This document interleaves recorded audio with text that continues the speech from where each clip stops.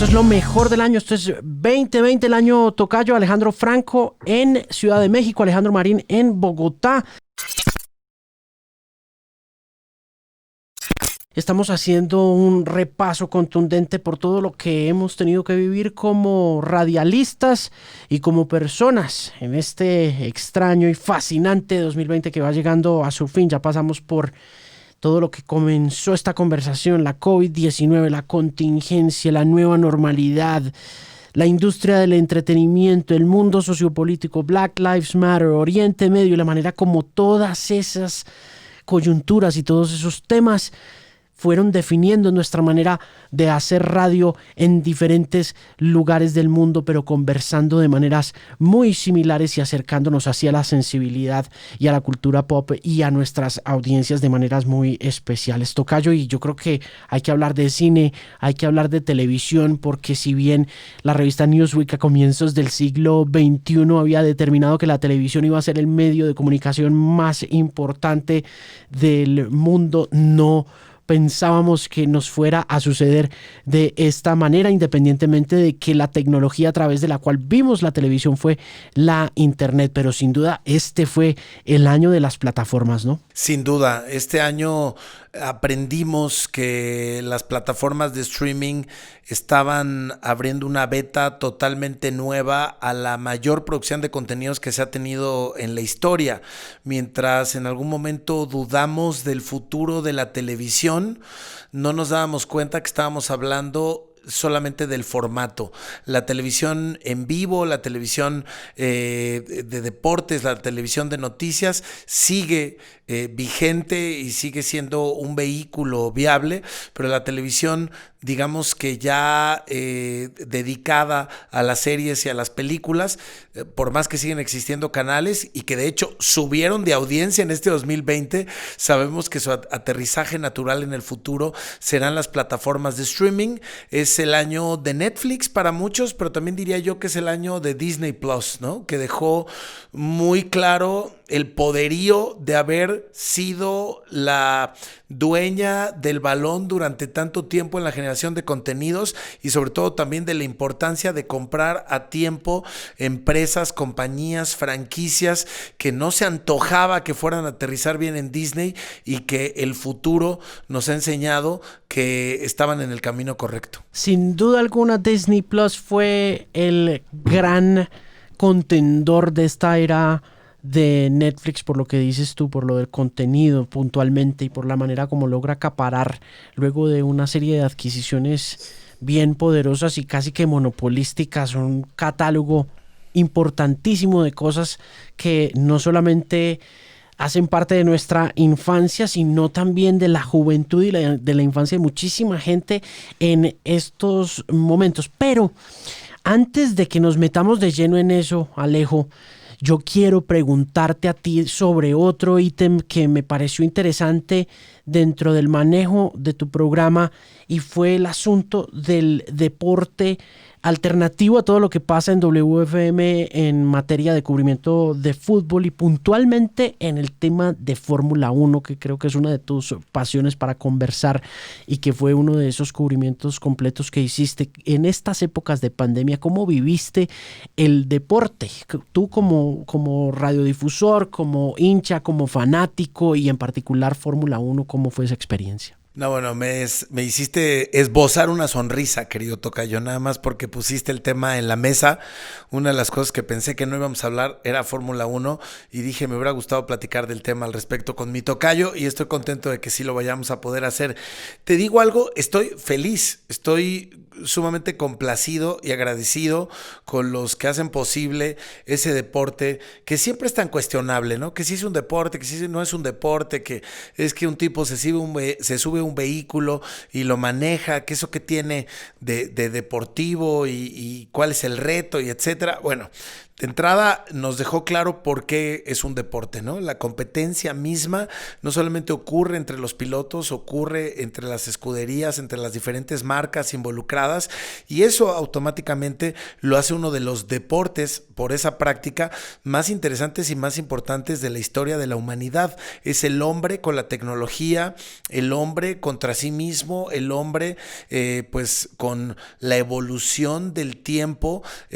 luchando en situaciones diversas en varias partes del mundo. Yo nunca he sido tanto de fútbol, tocayo, nunca he sido un gran aficionado de los deportes en general. No encontré lo mío ni en eso, ni en el béisbol, ni en el, a lo mejor en el básquetbol cuando estaba en la secundaria estudiando, a lo mejor un poquito en el fútbol americano de vez en cuando, sobre todo por amigos. Pero a partir de hace años que soy fan de la Fórmula 1,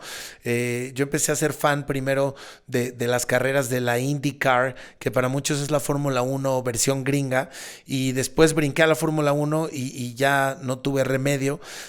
Yo te quiero decir que todos los años que he tenido posibilidad de ver en mi vida competencias, seriales, campeonatos de automovilismo deportivo, que básicamente han sido esas dos categorías las que yo he seguido, nunca me imaginé ver un año como este. Primero que nada, pararon, como todos. No sabían si iban a poder continuar. No había un planteamiento de cómo poder continuar. Estaban recorriendo fechas. Todo indicaba, ya sabes, cuando todos pensábamos que esto no iba a durar tanto, y entonces se movía una fecha. Coachella se movía de marzo a octubre, la Fórmula 1 iba cancelando las primeras fechas, pero aseguraban que para el verano iban a estar al 100, hasta que nos dimos cuenta de la magnitud del tema, y entonces entendimos que esto no iba a tener un camino regular, no iba a ser un camino como el de siempre. La Fórmula 1, cuando entiende eso, decide tomar la decisión de cancelar de facto diferentes fechas, incluido América, en Austin, en México y en Brasil. Deciden cancelar algunas otras fechas en otras partes del mundo, concentrarse en Europa y en algunos otros lugares como Medio Oriente. Terminaron la temporada, por cierto, en Abu Dhabi y en Bahrein. Y sin duda alguna, el acierto que hacen es revivir e inventar circuitos. Reviven circuitos clásicos que la Fórmula 1 había abandonado hace años, y además se inventan algunos nuevos y dicen: aquí en Bahrein, por ejemplo, podemos correr de esta manera, pero también va a haber una segunda configuración de correr de esta manera. En Silverstone, en el Reino Unido, vamos a correr así, y el segundo fin de semana vamos a correr así. Es brutalmente ingenioso lo que hicieron los encargados de la Fórmula 1 hoy en día, que es un gran corporativo que está buscando llevar el deporte a un lugar de mayor entretenimiento y por ende de más audiencia. Creo que lo lograron, creo que lograron una estabilidad en las entregas. Fue un campeonato muy interesante. Muchos dirán: pasó lo de siempre desde hace algunos años. Mercedes, AMG, Petronas, el equipo campeón desde hace tiempo, logra otro campeonato. Lewis Hamilton logra el 7º campeonato de la historia, empieza a romper récords que solamente tenía Schumacher. La gente dice de pronto: no sé si esto va a estar tan interesante o está siendo tan interesante, pero hay otros factores que hacen que el no fanático de la Fórmula 1 empieza a voltear a ver a la Fórmula 1, que son los nuevos talentos, los chicos de 19, 20, 21 años que han sido campeones en la Fórmula 2 o que han sido campeones de kartismo o de otras categorías en el mundo entero, y que empiezan a darle otro nivel, que empiezan a generar otro tipo de conversación, que empiezan a faltarle al respeto a los mayores, a los grandes pilotos que siguen compitiendo en el campeonato. Y fue muy interesante ver ver ese crecimiento, esa nueva generación de pilotos que está ahí lista para los cambios que van a venir en 2022. Había cambios pactados para el año 2021 que implicaban mejores condiciones en términos de equidad para los equipos a niveles presupuestales y de avances tecnológicos, para que no tengas entonces a Mercedes ganando por 7 años consecutivos, y esos cambios se retrasaron al 2022, por lo cual 2021 va a ocurrir con características muy similares a 2020, por lo menos en lo que se refiere a la tecnología y a las condiciones de carrera. Y lo que sí es que ha cambiado mucho el tema de los equipos. Hay equipos que van a desaparecer y que van a formar otros, como el caso de Racing Point, que se convierte en Aston Martin. Hay equipos que están buscando una consolidación, como el equipo Renault, que ahora se hace Alpine, y que van a tener una renovación de pilotos. Y luego hay casos muy locales, Tocayo, que nos hicieron tener a los mexicanos muy pegados en el tema, que es el piloto de México, Checo Pérez, Sergio Checo Pérez, que competía en Racing Point, que por primera vez tuvo un carro, un coche, un auto de las capacidades que necesitaba para figurar, pero tuvo, con todo y que es el mejor año de su carrera, los peores momentos, yo creo que de su carrera. Fue el primero de toda la Fórmula 1 en resultar positivo en COVID-19, tuvo que abandonar durante un par de semanas, tuvo varios choques, varios abandonos lamentables, y aún así logró quedar como el cuarto mejor del mundo, que en la Fórmula 1 se le llama the best of the rest, porque durante mucho tiempo había 3 equipos que dominaban, digamos que los primeros lugares, los podios de la Fórmula 1 en general, que era Mercedes-Benz, Red Bull y Ferrari, y finalmente Ferrari se sale de esa ecuación. La posibilidad de un tercer lugar se abre para Racing Point, el equipo de Checo, o para McLaren. Lo acaba ganando McLaren por todos los temas que hubo en Racing Point, que serían toda una beta de conversación. Y entonces Checo Pérez se queda en la posibilidad de ser tercero. Acaba siendo el cuarto, pero los 3 primeros lugares pertenecen a Mercedes-Benz y a Red Bull, por lo tanto se le llama el mejor del resto, the best of the rest. Lo curioso de Checo no es eso, sino que el equipo le anuncia que como se va a convertir en Aston Martin, ya no requieren de sus servicios para 2021, y unos minutos antes de que grabáramos este podcast, lo confirma Red Bull, uno de los equipos de altura, el único que le puede dar batalla hoy en día a Mercedes, como piloto para correr en 2021 al lado de Max Verstappen. Entonces, bueno, todo eso ha sido muy emocionante. Se reinventaron, lograron salir adelante. El deporte no tuvo audiencias presenciales, pero tuvo niveles de audiencia que nunca habían tenido. La aplicación de la Fórmula 1 hoy en día te permite pagar una membresía, ver una carrera en vivo, irte a las cámaras de cada piloto, irte a los pits, tener una capacidad de recorrer el autódromo y las carreras de forma casi íntima, y es una locura, Tocayo. Aunque la locura es que me has preguntado el tema, porque ya te debes haber arrepentido con todo lo que he hablado al respecto. Perdóname, por favor. No te preocupes, yo sí tenía que escucharlo de ti porque fue uno de esos segmentos de los que hice parte como oyente, y fue mi manera de estar conectado a un tema que, al igual que cualquier otro deporte, porque yo estoy contigo en eso, salvo en tu pasión por la Fórmula 1, que yo no soy muy de deportes, yo siempre he sido mucho más como de música, pero sí vi mucho la importancia de la Fórmula 1 por muchísimas cosas, entre ellas pues por ese comienzo tan borrascoso de Lewis Hamilton, con el tema del lazo colgado de la puerta de su garaje, y todo el tema también muy conectado a la muerte de George Floyd, Black Lives Matter, la forma como Hamilton representó también un símbolo muy especial de ese movimiento, al igual que lo que pasó con algunos de los equipos de baloncesto que se hicieron sentir mucho desde ese lado político durante esta temporada de la NBA que también estuvo sin público, y finalmente pues esa ausencia del público que sirvió también como una catapulta para mejorar la experiencia del usuario desde el dispositivo, desde la tecnología y desde la internet, como también nos pasó a muchos en materia de series. Y para regresar a ese tema de las series, yo te dejo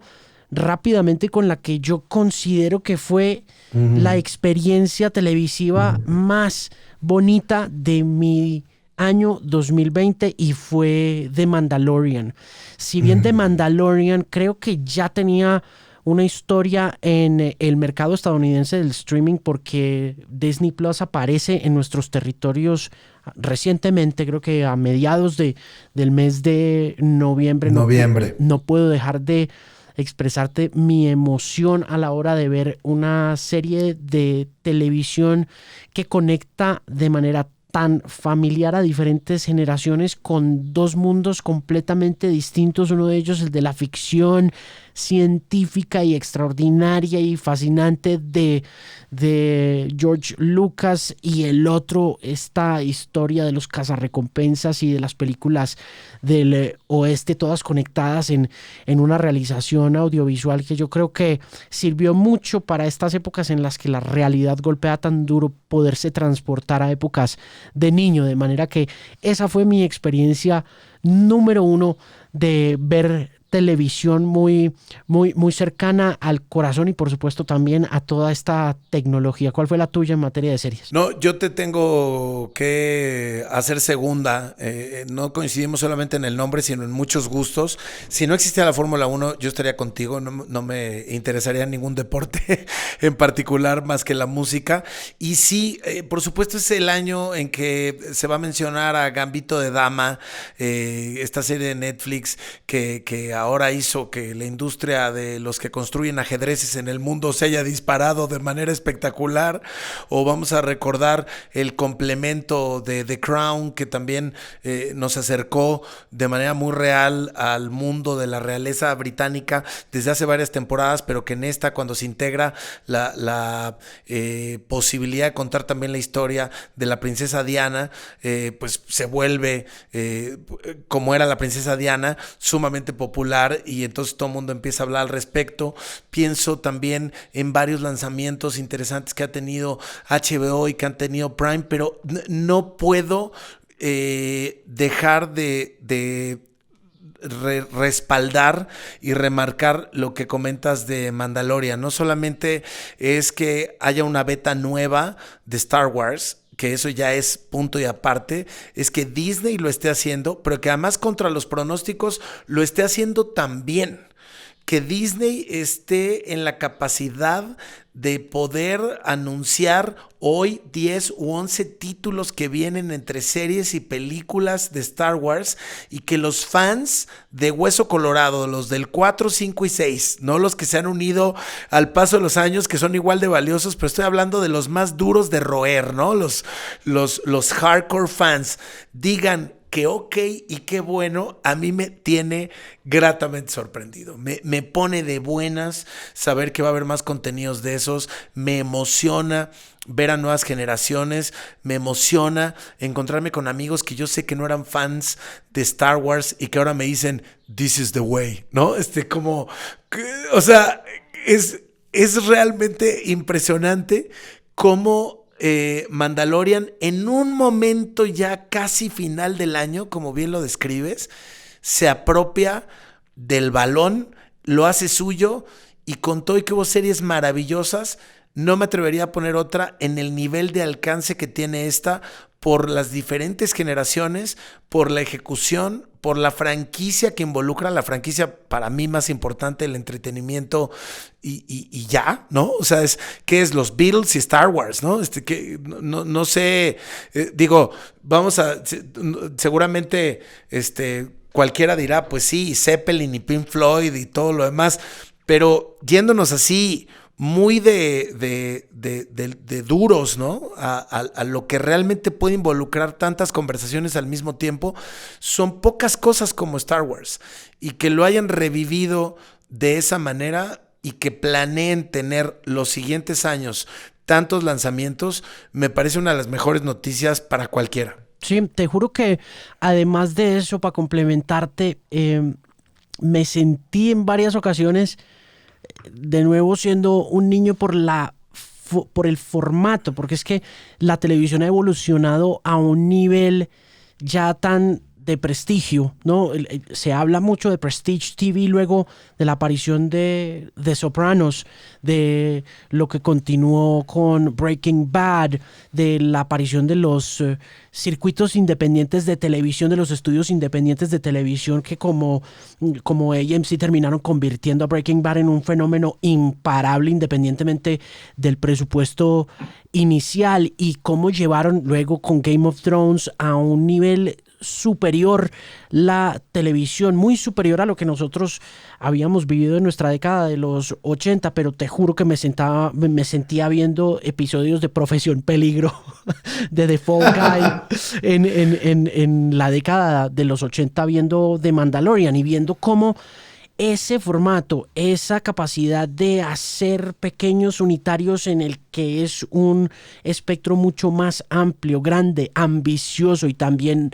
como lo decías tú, bien difícil de abordar porque la fanaticada es tan apasionada, termina conectando de manera tan especial a través de la televisión y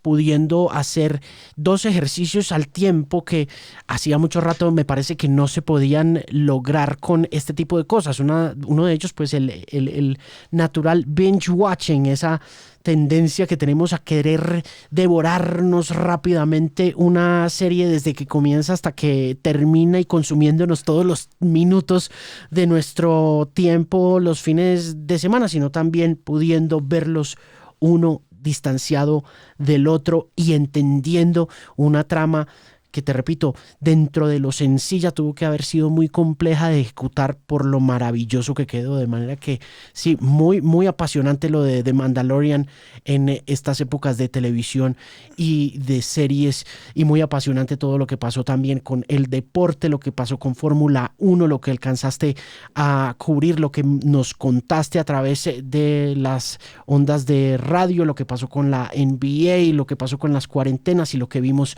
en televisión, que hace parte también de este resumen de Los Tocayos 2020 en WFM Radio y en la X Más Música en México y en Bogotá.